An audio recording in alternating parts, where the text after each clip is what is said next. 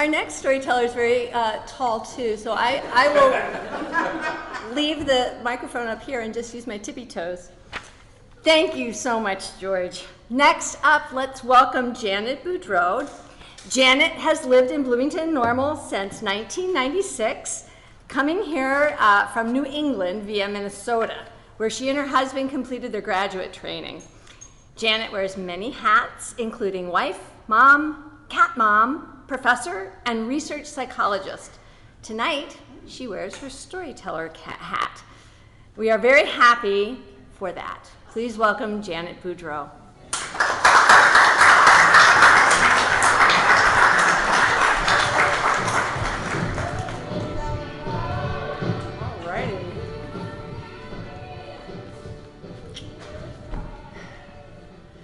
So the year is 1979.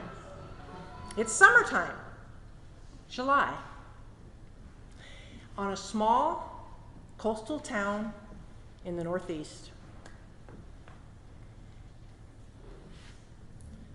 One of the nice things about living on an island, this island happened to be in the middle of Narragansett Bay, was that the weather and the temperatures were moderated by the ocean.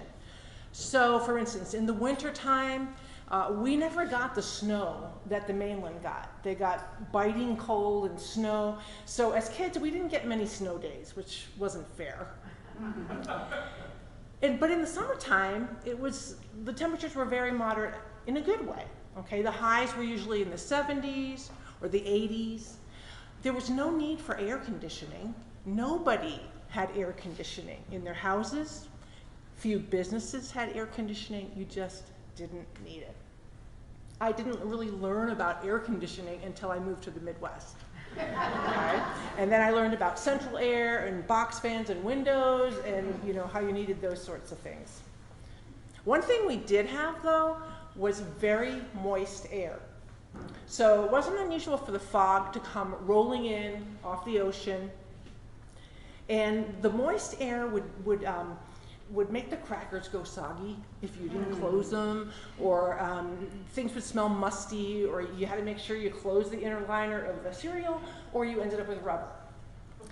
So you can imagine how it was in this little coastal island town when, in 1979 in July, we were hit with this unrelenting, horrible, weeks-long heat wave.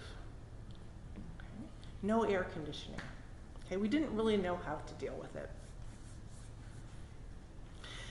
So the temperatures were up into the high 90s. It crossed 100. It was super humid with that moist air. It was like trying to breathe through broth, really. And there really was no escaping it, okay? At least not, especially not at night. Now, during the day, I had a couple of ways I could escape from it. I had just started my first job in an upscale chocolate store downtown. So, being an upscale chocolate store, we sold upscale chocolate. Now, in those days, upscale chocolate did not have preservatives in it. It was not mass produced. Not like today, where today you can actually buy it in towers, stacked up in Barnes & Noble. But in those days, you couldn't do that. Okay, so in order to sell upscale chocolate, you had to have a certified environment. So certification involved temperature control, yes. So the chocolate store was air conditioned, so it was wonderful. So it was like this haven. And if it got too cold sometimes, in fact, all we had to do was step outside into the soup, get warmed up, come back in, breathe, okay, and go on. So I tried to work as many hours as I could. The second way was the best way, okay, and that was at the beach. Now, I don't mean going to like a sand beach with concessions and radios blaring. I mean a beach where you have to climb down slate cliffs, okay, and it's a rock beach, okay. It was like this never-ending playground, and it was temperature controlled. My mom would bring us down early in the morning, and she'd pack the lunches, would get all the beach toys, would climb down the cliffs, And there we were, stayed there all day, rolling in the waves, building rock cities, exploring all the coves and the caves that were along the ocean drive.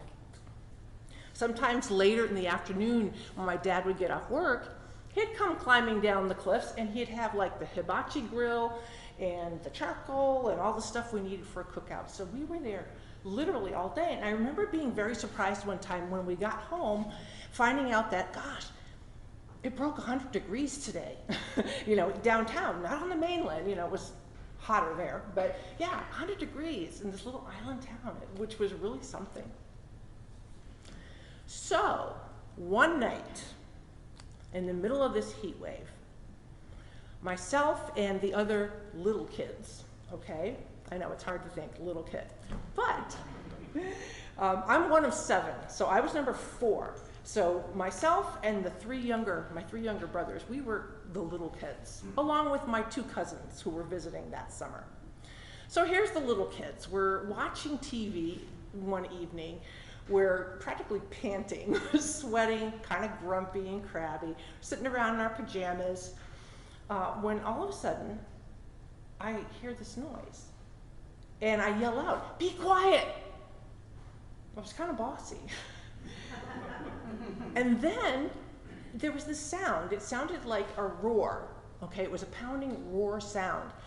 And I realized right away, it's raining. So it was like we had one voice, and everyone just started screaming, "Ah! It's raining, it's raining!" And so we all jumped up, and here comes Toots, the dog, our German Shepherd.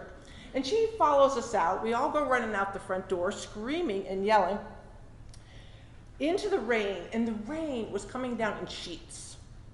It was driving, it was incredible. And by the time we got to the bottom of the stairs, we were soaked, and the water was cold. It was really cold, and it felt good. It was like this collective, like going up from the town and from all the people, and steam coming up.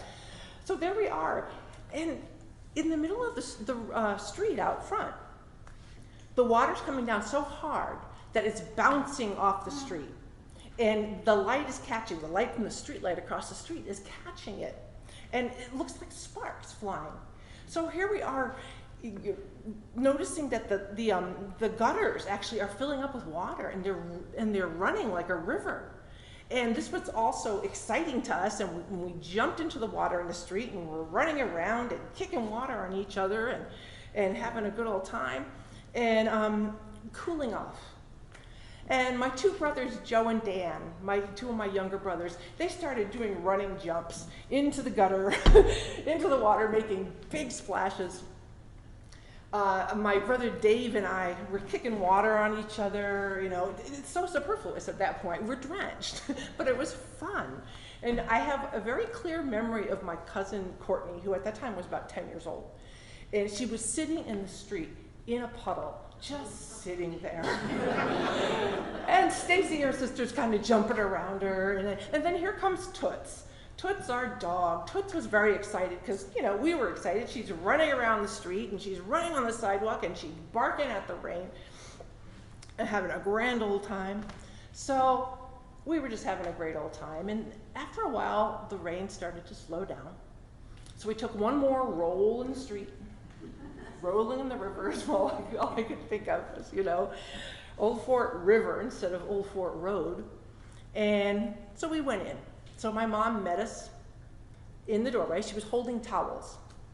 And we came in up on the porch, and we're drying off. And right about that time, Toots comes bounding in. And she stands there, and she shakes. And it wasn't just a shake. It started with her nose, seriously, and it went down her back and out her tail, and so we dried off again. And my mom wanted a picture of this event, so we all lined up in our front hall, and she took a photograph, and it's actually the photo that was used to advertise this story that night in July in 1979.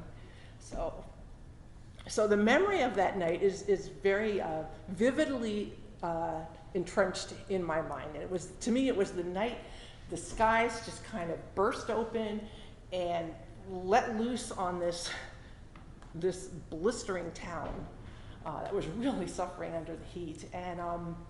And so it really did happen one night. Thank you.